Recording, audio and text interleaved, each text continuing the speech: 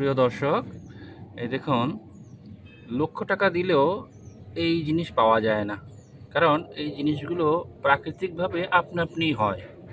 এগুলো কিন্তু বীজ ছড়িয়ে সার দিয়ে চাষ করলে সেই স্বাদ পাওয়া যায় না। এটাকে আমরা বেতো শাক বলি, আপনারা কী শাক বলেন জানি না, বেতোয়া। এই স্বাদের তুলনা নেই, এত ভালো এর স্বাদ। তো আমার এই ছাদ বাগানে বিভিন্ন টবের মধ্যে আপনা আপনি হয়েছে।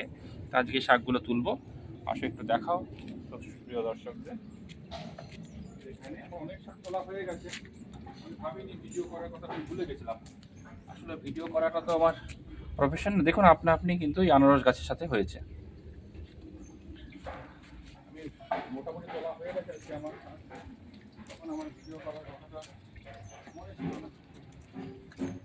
দেখুন সাথে সাথে তুলেছি, যেখান থেকে তুলছি এই দেখুন।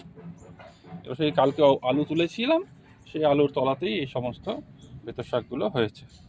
কিছু ছোট আছে, এই দেখুন, এখানে দেখা, এই এগুলো এখনো বড় হবে যদিও, কিন্তু এক সাজ করার জন্য আমার শাকগুলো সবই লাগবে। দেখুন শাকগুলো অনেকদিন আগে তোলা দরকার ছিল, সব বীজ হয়ে গেছে।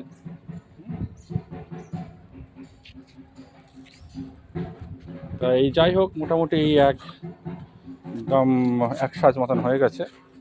আমি এই আজকে নেব, এখন ধুতে হবে ভালো করে, কারণ এর মধ্যে অনেক মাটি আছে।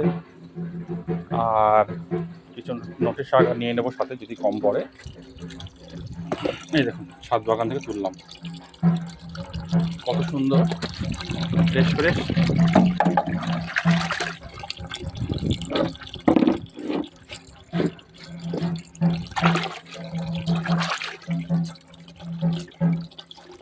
দেখুন কত বড় বড় গাছগুলো হয়েছে।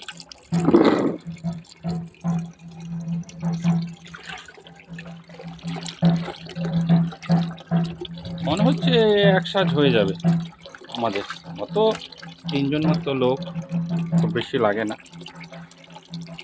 আর এই শাকটা এত টেস্ট যে তুলনাই হয় না।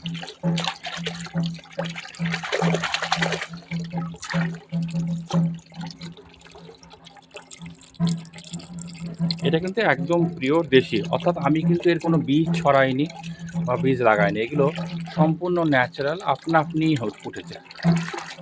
ভালো করে দেখো তো আর বেতো শাক দেখতে পাওয়া যায় কিনা কোথাও। আমি তো খুঁটে খুঁটে সব নিলাম, কারণ এখন এই গরম গরম পড়ছে। এখন আমি দেখুন তার সাথে একটা লাল শাকও হয়েছে।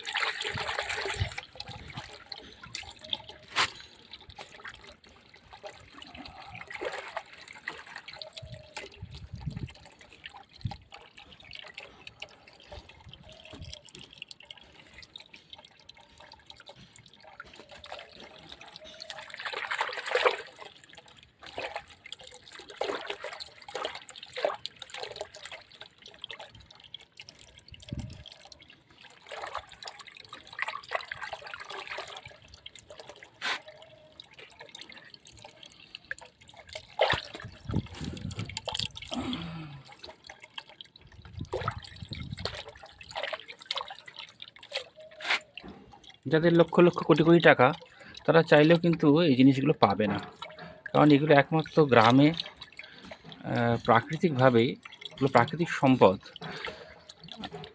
প্রথম কথা, আমরা তো স্বাদের জন্য খাই, এর ভীষণ ভালো স্বাদ, তবে এর পৌষ্টিক গুণাগুণ কিন্তু অনেক, সেটা আর বলার অপেক্ষা রাখে না।